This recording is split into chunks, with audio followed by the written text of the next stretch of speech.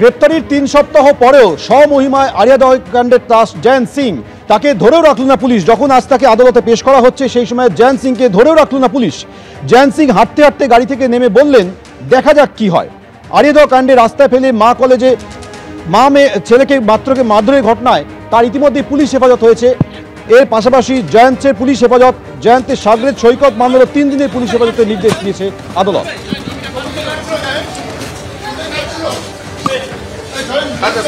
আমাদের সঙ্গে এই মুহূর্তে রয়েছে আমাদের প্রতিনিধি সমীরণ পাল। সমীরণ, কয়েকদিন আগে যখন তালতলা ক্লাবে নিয়ে গিয়ে জয়ন্ত সিং এর পুনর্নির্মাণ করা হয়েছিল সেই সময় তো সংবাদ মাধ্যমে কার্যত ধাক্কা দিয়েছিলেন জয়ন্ত সিং। একই রকমের চরিত্র আজ দেখা গেল তার। সোমেন, যতবারই ব্যারাকপুর মহকুমা আদালতে পেশ করা হচ্ছে আরিয়াদহ কাণ্ডের যে প্রধান অভিযুক্ত এই জয়ন্ত সিং, তাকে বারবারই দেখা যাচ্ছে যে তার নিজস্ব ভঙ্গিমায় সে আদালতের চত্বরে হেঁটে যাচ্ছে। আজকেও ঠিক অন্যতা হয়নি। আজকেও পুলিশ তাকে একেবারে পুলিশি ঘেরাটোপে এলেও একেবারে স্বমহিমায় সে আদালতের লকআপে প্রবেশ করে এবং তাকে জিজ্ঞাসা করা হলো, বলে যে দেখা যাক কি হয়। মানে এতটাই ঔদ্ধত্য রয়েছে, যেটা আগে আমরা দেখেছিলাম যেটাকে আদালতে নিয়ে আসার সময় যে ঔদ্ধত্য, ঠিক সে ঔদ্ধত্য বজায় রয়েছে। আজকে আরিয়াদহের যে কলেজ ছাত্র এবং তাকে মারধর এবং তাকে বাঁচাতে গিয়ে আর তার মা আক্রান্ত হওয়ার ঘটনায় ফের পুলিশের পক্ষ থেকে বেলঘরিয়া থানার পুলিশ থেকে 4 দিনের পুলিশ হেফাজত চায় এবং সেক্ষেত্রে আদালত 3 দিনের পুলিশ হেফাজত মঞ্জুর করেছে। অর্থাৎ আগামী 27 তারিখ ফের জয়ন্ত সিং এবং তার ঘনিষ্ঠ সহযোগী সৈকত মান্না ওরফে জঙ্গাকে আদালতে তোলা হবে।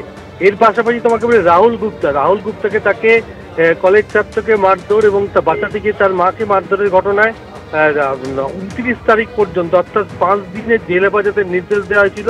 এবং কিছুক্ষণ আগে বেলঘরিয়া থানার পুলিশ আরিয়াদহের তালতলা স্পোর্টিং ক্লাবের যে ভয়াবহ যে অত্যাচার এবং যে ভাইরাল ভিডিও, সেই ভিডিও কাণ্ডে রাহুল গুপ্তাকে নিজেদের হেফাজতের চেয়ে আবেদন জানিয়েছিল। সেক্ষেত্রে আদালত 3 দিনের পুলিশ হেফাজত মঞ্জুর করেছে, যেটা পরবর্তীকালে বেলঘরিয়া থানার পুলিশ যে সমস্ত নথিপত্র নিয়ে আসে সেসব থেকে বিচারক 3 দিনের পুলিশ হেফাজতের নির্দেশ দিয়েছে। অর্থাৎ আরিয়াদহে যে ভাইরাল ভিডিও কাণ্ড, সেক্ষেত্রে রাহুল গুপ্তাকে জিজ্ঞাসাবাদের প্রয়োজন রয়েছে। কারণ তদন্তে উঠে আসছে যে 3 বছর আগের যে ভাইরাল ভিডিও, সেখানে জানা যাচ্ছে যে রাহুল গুপ্তার বাড়িতে চুরির ঘটনা এবং তারপরে অভিযুক্তকে নিয়ে আসা হয় এই তালতলা স্পোর্টিং ক্লাবে এবং সেখানে তালিবানি কায়দায় তাকে রীতিমতো হাত পা বেঁধে অত্যাচার চালানো হয়। সেই ঘটনায় তথ্য প্রমাণ জোগাড়ের জন্য বেলঘরিয়া থানার পুলিশ তাকে নিজেদের হেফাজতে চেয়ে আবেদন জানায় এবং বিচারক 3 দিনের পুলিশ হেফাজতের নির্দেশ দিয়েছে।